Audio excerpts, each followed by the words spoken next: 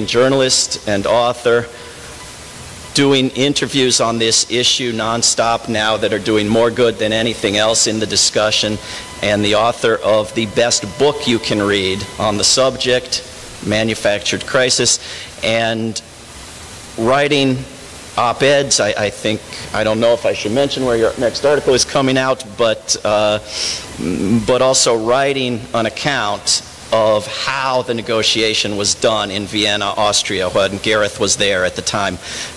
Please welcome Gareth Porter to Charlottesville.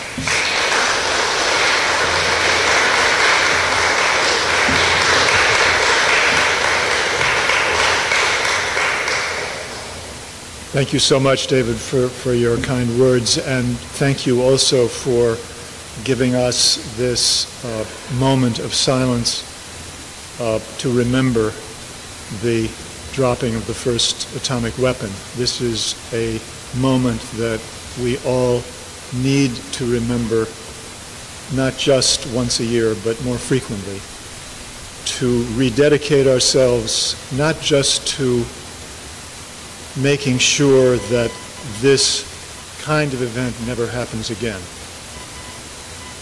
as best we can, but to rededicate ourselves to eliminating the roots of the system that does in fact make the repetition of this kind of event likely at some point, unless we are successful in that effort. And that then leads me to introduce the subject of the evening which you have all come for. And I thank you all for being here and for your interest in this historical moment. This is indeed a moment in history in which this country and the rest of the world are deeply at risk because of the current campaign that is being carried out to kill the nuclear agreement between the United States and Iran.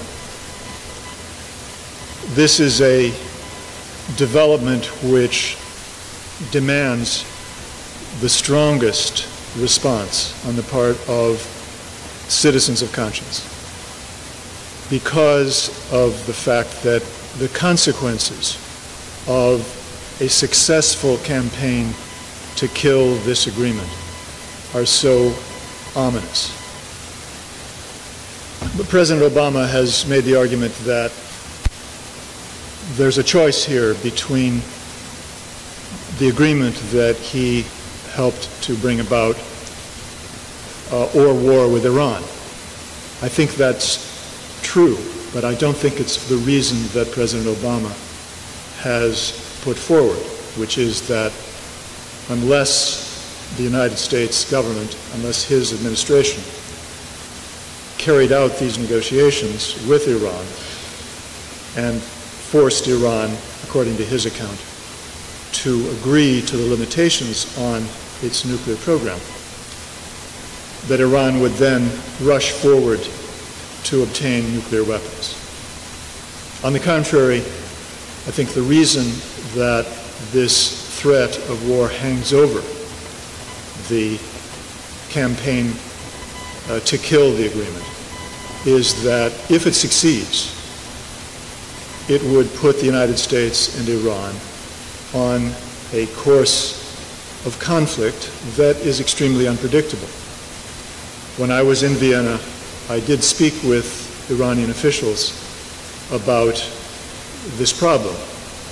And at one point I was told, look, we have no intention, regardless of what happens in these negotiations, of rushing forward even to restore everything that we had done before in our nuclear program. That's not the intention at all. But the fact is that killing this agreement would mean that Iran would in fact respond in some way to restore at least some of the programs or to increase some of the elements of its nuclear program that it had agreed to restrain or to reduce under this agreement. And the response of the United States, we already know, would be very vigorous and hostile. And that will set in motion, if it were to take place, it would set in motion a tit-for-tat series of moves which are inherently unstable and therefore carry with them the danger of military conflict. And that danger is primarily because U.S. policy is so committed rhetorically to the idea that unless Iran bows to the pressures that we've put on the Iranians, the United States still has the military option on the table. The very existence of that rhetoric, which is so objectionable, and which the Iranians have now formally objected to the International Atomic Energy Agency and to the United Nations. That very rhetoric itself constitutes a spur to irresponsible action on the part of the United States. That's the biggest part of this problem that is posed by the threat of a defeat of the Joint Comprehensive Plan of Action. What I want to start with tonight is to give you a sense of why this campaign has taken shape. Where did it come from? And why it is now, why it now has so much power to threaten the peace of the world. Then I want to talk about the lies that are being put forward in this campaign to try to defeat the agreement. And finally, I'd like to say a few words about what I think of as the Orwellian political discussion that has overtaken the United States on the subject of Iran, anything that has to do with Iran, but of course particularly the Iranian nuclear issue. So let me begin by talking about where this campaign has come from. This is, first of all, an unprecedented campaign to influence a vote in Congress. I can think of no other case where lobbyists have anteed up at least $20 to $40 million for a specific vote in Congress. And that's only the beginning. That's the amount of money that has been reportedly set aside for the front organization that AIPAC, the American Israel Public Affairs Committee, has created. That's the Citizens for a Nuclear-Free Iran, a front organization set up specifically for this campaign. That's how much that front organization has been allocated specifically to carry out this propaganda campaign against the agreement. But there are at least 8 other pro-Israel organizations which are think tanks and other political organizations which have a combined total of $145 million in their budgets, in their annual budgets. And that's an estimate, that's a minimum estimate of their combined national budgets. We don't know how much those organizations will add to the propaganda campaign, but it certainly will be a substantial additional amount to that $20 to $40 million. So again, this is an unprecedented campaign in terms of the amount of money that is going to be spent to influence this vote in Congress. And of course, we know that the money is coming from the same sources, the same funders who have funded the Likud party in Israel, Netanyahu's campaigns repeatedly for office, as well as the anti-Iran organizations that have been active in the United States and candidates in the Republican Party in particular, but not limited to the Republican Party, who have taken stands in favor of war against Iran in the past.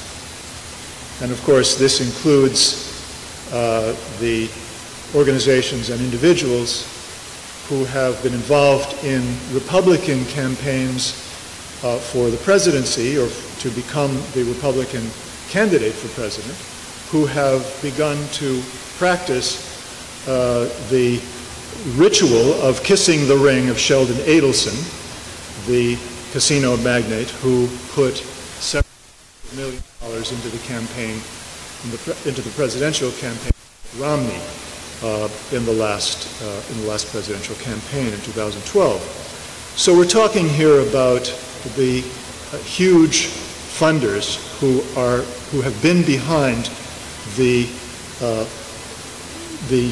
past political campaigns by the Republican Party and by pro-Israel groups to call for war against Iran, and who are now behind this effort to kill the agreement with Iran.